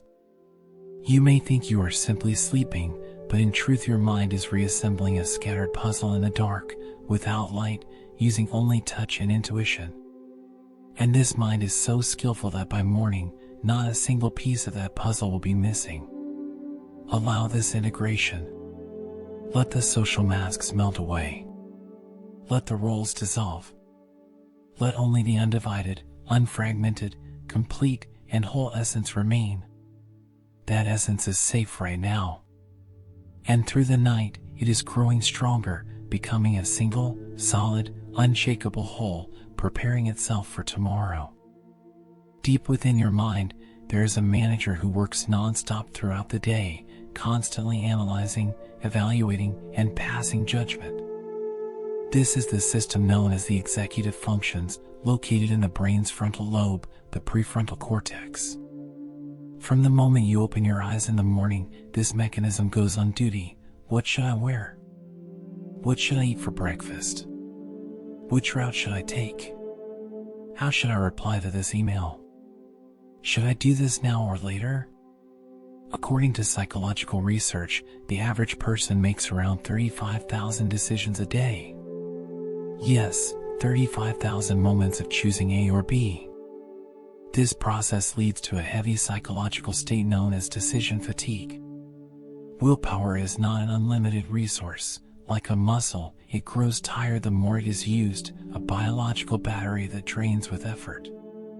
That feeling you get in the evening of not wanting to do anything, of being unable to get up from the couch, is not so much physical exhaustion as it is your willpower reserve reaching what is called ego depletion, empty. At that point, your mind perceives even the simplest question, what should we eat for dinner, as a threat, a burden. There is simply no fuel left to decide. Your current sleep process is the one moment when the drained battery is finally plugged into recharge. As you enter deep relaxation, your brain lowers the switches of the decision-making center. Sleep is, psychologically, a state of choicelessness, and this is the purest form of freedom. In waking life, every second presents an option, and every option carries stress. But right now, as you lie in your bed, there are no choices in front of you. Turn right or left? It doesn't matter. Think about this or that? It's irrelevant. What will happen tomorrow? Not tonight's concern. This state of non-obligation lifts the enormous pressure off the prefrontal cortex. All day long, your mind has stood at thousands of intersections, acting like a traffic officer. Now it moves along a straight road, no forks, no signs, no decisions. The burning responsibility of choosing is lifted from your shoulders. Sleep is a merciful space that says, right now, you don't have to choose anything. You only have to surrender to the flow. During this process, your brain pumps glucose, the raw fuel of willpower, into the areas that need it most, especially the centers of self-control. What we call willpower is, at its core, energy management in the brain. When you are sleep deprived, the reason you become more impulsive, break your diet, or get irritated easily is that this reservoir hasn't been refilled. Right now, that reservoir is filling drop by drop. Your patience, discipline, and ability to focus are being renewed at this quiet charging station.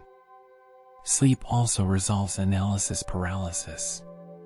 Sometimes you think about a problem so much that your mind locks up and you can't take action at all, like an overheated processor.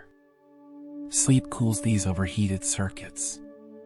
The mind eliminates options, simplifies, and clarifies. When you wake up in the morning, a decision that felt impossibly complex the night before suddenly appears simple. Why did I make such a big deal out of this, you wonder? Because during the night, your mind pruned the tangled decision tree, cut away unnecessary branches, and left you with a clear trunk. At this stage, the perception of responsibility is also suspended. Being an adult means constantly calculating consequences. If I do this, then that will happen. This calculation gnaws at the mind.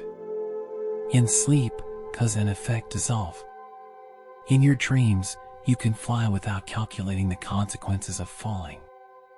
This is the lightness of consequence-free existence, a mental void without accounting, planning, strategy, or evaluation. Right now, the to-do list in your mind is being erased. The check marks, crosses, and exclamation points melt away. Urgency labels are peeled off. That inner voice shouting "decide" falls silent. You are no longer behind the wheel. And not being in control, sliding into the passenger seat and simply watching the scenery, the darkness, flow by is a profound luxury. That deep awe feeling that comes with letting go of control is the moment your willpower begins to heal. Until tomorrow, you don't have to choose anything. Until tomorrow, you don't have to approve or reject anything. Life continues to flow even without your decisions, and tonight, that flow is carrying you safely. Your willpower is resting. Your authority is asleep. Your responsibility is on hold. You are alone with that pure state of yourself that simply breathes, simply exists, and has no need to decide anything at all. Savor this passivity, this stillness. Because sometimes the greatest strength comes from doing nothing and stopping. Right now, by stopping, you are becoming stronger. The human brain is biologically wired to form connections. Every second you are awake, even without realizing it, your brain functions like a massive social radar. From the lift of someone's eyebrow, the tremble in their voice, or the way they stand, you try to understand what they are feeling. In neuroscience, this is called theory of mind. In other words, you are constantly simulating other people's minds inside your own. What is he thinking right now? Why did she look at me like that? How would this make them feel if I said it? This constant simulation drains the brain's energy reserves faster than solving a math problem. The main actors in this process are mirror neurons, located in the frontal and temporal lobes of the brain. When someone yawns and you yawn, when someone is in pain and you flinch, or when someone smiles and you automatically smile back, this is their work. They are the hardware of empathy. But this hardware runs non-stop throughout the day. Every face and every emotion you encounter on the subway, at work, at home, or even on social media creates a reflection in your brain. Other people's emotions spread to you like a virus. This is called emotional contagion. That unexplained heaviness you feel when you get home in the evening is often a residue of emotions you picked up all day, emotions that were never yours to begin with. Sleep is the only time when this social radar is switched off and the antennas are lowered. When you close your eyes, your social brain network, including the medial prefrontal cortex and the temporoparietal junction, reduces its activity. There is no face left to read, no intention to decode, no one to please. This is neurological solitude, and this solitude is a form of healing. Because in sleep, there is no other. There is only you. And in deep sleep, even the you dissolves, leaving only pure awareness. This process is the antidote to compassion fatigue. Empathy is a limited resource. Like a battery, it can run out. If you don't recharge it, numbness sets in. You become irritable, withdrawn, eager to avoid people. Sleep refills this battery. Throughout the night, your mirror neurons stop taking in external data and return to their internal balance. The obligation to simulate others' pain, joy, or expectations disappears. The mind retreats to its own boundaries and redraws the line that had become blurred between your emotions and those of others. In waking life, we are constantly in a state of performance. As sociologist Irving Goffman said, life is a stage and we are actors. We play the roles of the good child, the understanding partner, the professional employee. Maintaining these roles requires constant fine-tuning, diplomatic smiles, polite gestures, and subtle pretending. This is called emotional labor, and it is often more exhausting than physical work. Sleep is the moment you retreat backstage, remove the costume, and wash off the makeup. You no longer have to impress anyone. You no longer have to prove yourself. In this silence, the circuits of social anxiety also fall quiet. Did I come across the wrong way? Do I look good enough? These questions lose meaning when the audience disappears. A play cannot be performed in an empty theater. The critical spectators in your mind have left the hall. This emptiness frees you from the fear of judgment. In sleep, everyone is equal, everyone is the same, and everyone is alone. The dialogues spinning in your mind are now falling silent. The regrets of "I wish I had said that" are fading. Other people's voices, faces, and expectations are being swept away from your mind. Your mirror neurons are no longer reflecting the outside world, but the peace within. Antennas down. Radar quiet. Your mind is reclaiming its sovereignty, freeing itself from the occupation of others. Tonight, you don't have to understand anyone else. You are alone with yourself, your purest and quietest state. This cognitive isolation does not make you colder toward people. On the contrary, it allows you to wake up tomorrow more patient, more compassionate, and more understanding. Because only when a person is rested alone can they have something to give to others. An empty vessel cannot pour water. Right now, you are filling your own vessel. The world outside may continue to spin noisily, people talking, arguing, rushing. But you have tuned out of that frequency. That noise can no longer reach you. You are inside the protected capsule of silence. Although the human brain appears to be a single unified whole, it actually contains two very different characters layered on top of each other through evolution. In the lower levels lies the limbic system, the primitive brain, which has been there for millions of years and is focused on survival, pleasure, aggression, and fear. Upstairs sits the prefrontal cortex, the civilized brain, unique to humans, responsible for logic, morality, patience, and planning for the future. Most of the inattention you experience throughout the day comes from the conflict between these two neighbors. The lower floor constantly shouts, "I want it now," while the upper floor responds, "No, you must wait, this isn't right," trying to quiet it down. This act of suppression is called inhibition in psychology. Being a polite, civilized, and socially adapted person depends on your prefrontal cortex's ability to continuously apply the brakes to the unruly limbic system. But this braking mechanism is biologically expensive. It consumes enormous amounts of glucose and neurotransmitter energy. Every hour of lost sleep wears down those brake pads. Your patience fading toward evening, breaking your diet, smoking more, or making impulsive purchases are not coincidences. When the prefrontal cortex runs out of energy, it can no longer restrain the wild tenant downstairs. This is known as disinhibition, the brakes failing. Your current sleep process is the maintenance period for this vital braking system. As you surrender to the arms of deep sleep and REM, the functional connectivity between these two brain regions is recalibrated. The communication cable stretched to its breaking point during the day is repaired. Research shows that a sleep-deprived brain's amygdala, the emotional center, reacts up to 60% more strongly to negative events. In other words, when you're exhausted, the gas pedal is fully pressed, but the brakes don't work. Sleep refills the brake fluid, replaces the pads, and hands control of the steering wheel back to the civilized brain. During this process, the ventral striatum, the region responsible for reward seeking, is also calmed.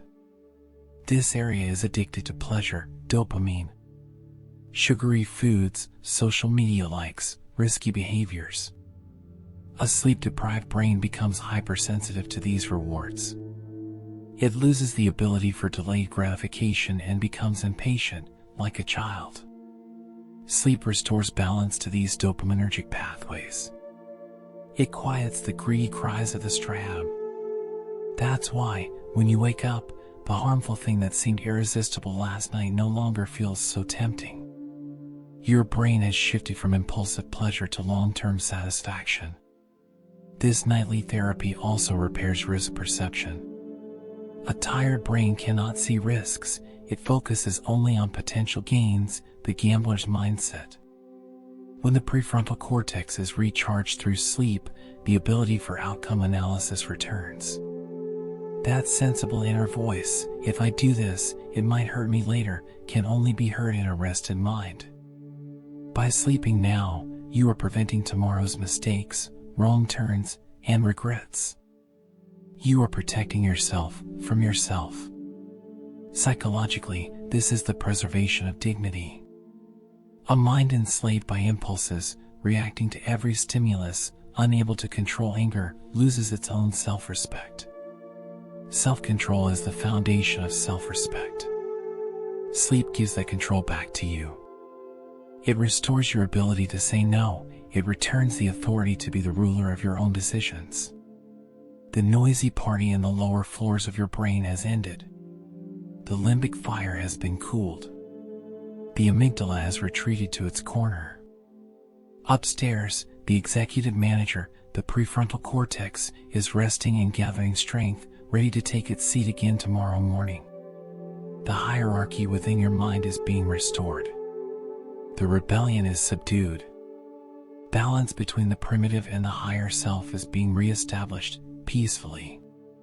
This is not just biological rest, it is moral restoration. To be more patient, kinder, more controlled, and more human tomorrow, you must put the animal within you to sleep tonight. That animal is sleeping now, and you are reclaiming control of your will. Impulses are silent. Reason is preparing to speak. And by morning, that reason will be sharpened to its clearest, most lucid edge. Let your primitive side rest as well. It, too, needs compassion and calm. Tonight, you gently stroke the head of the restless child inside you and put it to sleep. When morning comes, that child will wake up calmer and more grown. We have reached the end of our journey, the final outpost at the edge of consciousness. Until now, your mind has processed every concept I described, filtered each word through logic, and searched for meaning in every sentence. This was the active work of the language centers in your brain's left hemisphere, the Broca's and Wernicke's areas. But now, on the threshold of deep sleep, the lights in these centers are slowly dimming. Words are beginning to lose their importance. The sentences you hear are no longer packets of information, they are becoming nothing more than soft, rhythmic sound waves. Your brain releases the cognitive effort that says, I must understand this. Like a radio gently drifting off its frequency, the voice is still there, but your mind no longer needs to process, analyze, or store it. The sound turns into a quiet current of air, carrying you downward. This is the moment of semantic saturation, the dissolution of meaning. Nouns, adjectives, verbs, all of them melt on the surface of your mind. Me. You. Tomorrow. Yesterday. These words no longer form images in your brain. Conceptual thought gives way to pure sensory experience. You are no longer thinking. You are simply feeling. The cognitive load within your mind has been completely unloaded. The heavy sack of information you carried all day has been set down. Your brain has stopped taking in input. There is no new data arriving now, only the quiet operation of ancient, autonomous systems within. Your biological clock has taken full control. Logic has handed the watch over to emotion. Emotion has handed the watch over to silence. Your brain's electrical activity is now oscillating in harmony with slow, calm delta waves. You are drifting on these waves, like a small boat gliding across a still sea. There is no need to row. The current is carrying you exactly where you need to go, to that restorative depth. At this moment, the trillions of connections between your neurons are moving in synchronized harmony. The chaos has ended. The noise has ended. Your mind, the most complex structure in the universe, is now performing the simplest action of all. It is stopping. This pause is not an ending, it is a biological completion. System complete. Safety complete. Peace complete. My voice, too, is now drifting away from the shores of your mind. Words are fading. Meanings are evaporating. All that remains is the steady rhythm of your breath and the loyal beating of your heart. No need to follow anymore. No need to understand. Just let go. Science has fallen silent. Biology is speaking. And it is saying only this: deep, silent, and asleep.